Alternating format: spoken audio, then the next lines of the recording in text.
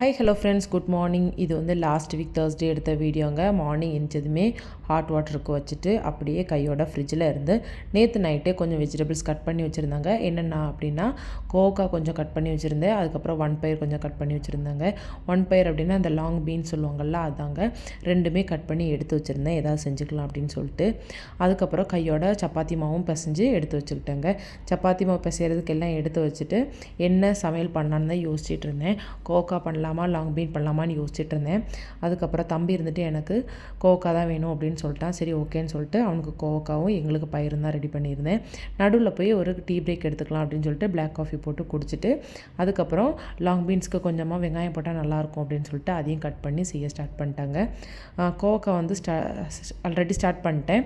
Long beans வந்து இப்போ தான் ஸ்டார்ட் பண்ணேன். லைட்டாக தண்ணியை தொளிச்சு உப்பு மட்டும் போட்டு தான் வச்சுருந்தேன். காரத்துக்கு 2 பச்சை மிளகாய் கீரி போட்டுட்டு தான் செஞ்சுட்டு இருந்தாங்க.